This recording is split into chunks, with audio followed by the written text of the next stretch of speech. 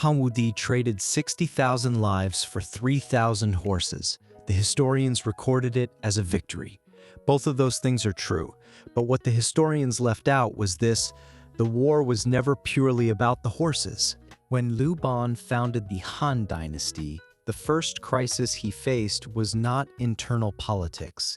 It was the Xiongnu on the northern frontier. In 200 BCE, he personally led an army of 320,000 men against them, only to find himself trapped on Baidong Mountain for 7 days and 7 nights, barely escaping with his life. From that moment forward, the Han court understood one thing clearly: a direct fight could not be won. So they turned to another path, Hetin, the peace through marriage policy. Each year, bolts of silk, grain, gold, and a princess of the imperial house were sent northward in exchange for a fragile quiet along the border. Later generations would call this humiliation. But in honest terms, it was a decision made after the accounts had been carefully tallied. The early Han dynasty had emerged from decades of war. The treasury was empty, the population devastated. Historical records note that when the emperor traveled, attendants could not find 4 horses of matching color to pull his carriage. The cost of Hetir was far lower than the cost of war. The Xiongnu wanted resources. Han wanted time. Each side took what it needed, and this fragile arrangement held for nearly 70 years. Then Han Wudi came to power. He inherited an empire that was, on the surface, still paying tribute to the Xiongnu. This weighed on him, not simply as humiliation, but as a strategic judgment. The logic of Hetin had reached its end. 70 years of concession had not narrowed the Xiongnu's appetite. It had only expanded it. Han Yue's influence across the western regions remained impossible to establish, precisely because sustained deference had made weakness look like permanence. More critically, the longer this posture continued, the more every neighboring state would read it as a fixed condition of the world, that the empire could be refused, that it could be bargained with. Once that signal solidified, the cost of maintaining order would only climb. But Han Wudi also knew that the moment had shifted. 2 generations of careful governance under Wendi and Jin Ti had filled the imperial granaries past capacity. Historical sources record that the stored grain rotted faster than it could be consumed. The cavalry along the frontier had been trained and shaped. Commanders like Wei Qing and Huo Qubing were waiting in the wings of history. Yet one problem remained unsolved, and it troubled him: horses. The horses of the Central Plains were small-bodied and lacking in endurance.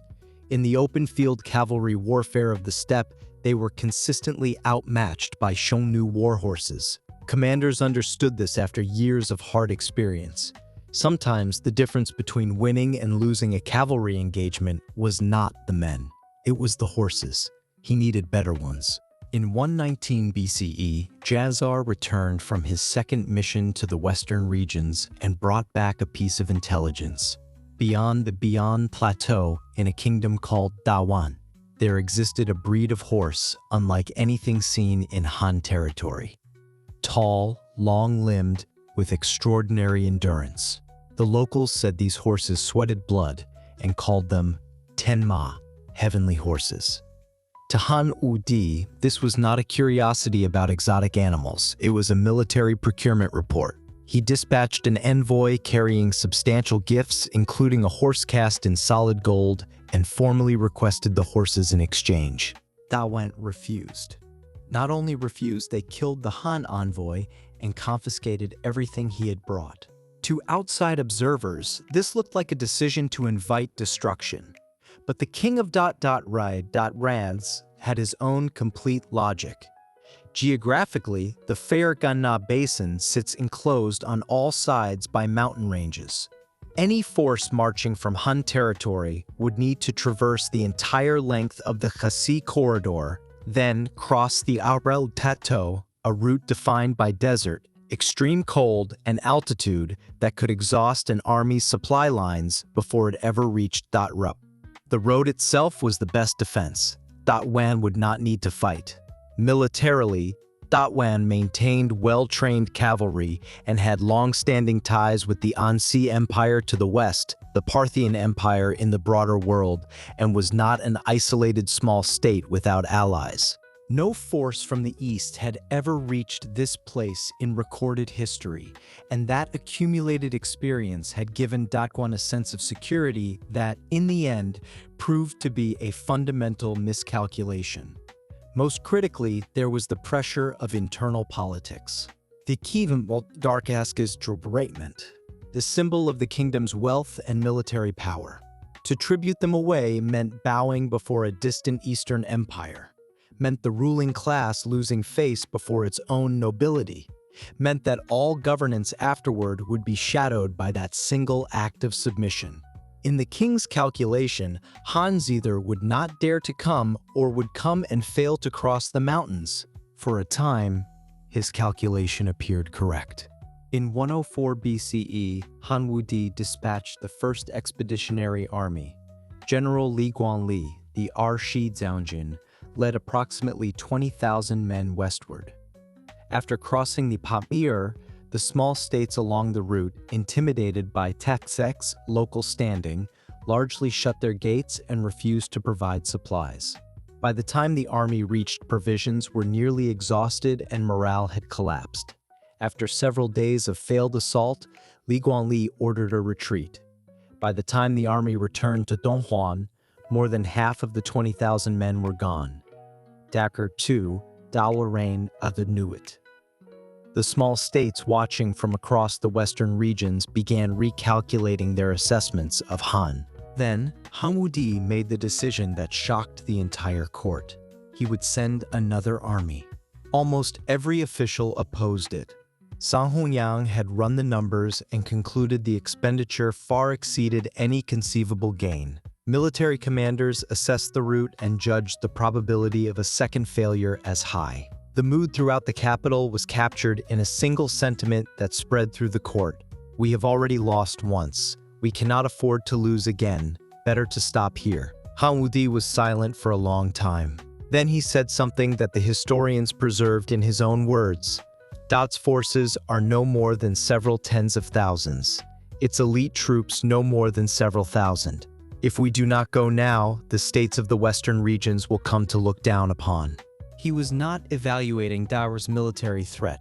He was evaluating the gaze of those watching. The true audience of the war was never Dawar's MacD. It was everyone standing at a distance waiting to see what would happen. The second expeditionary force was a mobilization of the whole empire. 60,000 soldiers, 100,000 head of livestock, grain carried from home, no longer dependent on resupply along the route. Han Wudi issued a simultaneous edict. Anyone who argued further against the campaign would be executed. Every path of retreat was sealed. The city of Dayuan was placed under siege for more than 40 days. Water was cut off, food ran out. At that point, Dayuan fractured from within. The nobility recalculated on the 40th day. Continued resistance meant the city would fall and no one would survive. Killing the king might still leave room for negotiation. They killed their king, carried his head out through the city gates, and surrendered in exchange for the Han army's withdrawal. The army took 3,000 horses, installed a pro-Han king on the throne of Dayuan, and marched home. When the news spread across the western regions, the historical record states, 诸国皆震恐，各天地来攻陷. Every state was shaken with fear, and each sent sons and younger brothers to offer tribute. What Han Wudi had purchased with 60,000 lives and immeasurable resources was not 3,000 horses. It was the re-establishment of an entire regional order. The king of Dayuan's miscalculation looks, on the surface, like a failure to judge, resolve. But deeper down, he had been trapped in an impossible position from the very beginning. To tribute the horses meant a political cost at home that could not be absorbed. To refuse meant a military cost that exceeded all prediction. Every step he took had its own internal logic, until that logic collapsed entirely on the 40th day of the siege. Kalalse Weitsi once wrote that war is the continuation of politics by other means. That holds for both sides of Tawan Jajan, the Datwan War. Hawudi sent his armies not because Datwan was dangerous, but because that single word, no, threatened the foundation of an entire order. Datwan refused, not out of ignorance of Hyan's power, but because the cost of compliance, measured in domestic politics, was harder to bear than the cost of defiance. Between great powers and small ones, what truly drives war is rarely the gains and losses on the battlefield. It is the political accounting that neither side can balance, and the moment when one of them decides it can no longer afford to wait.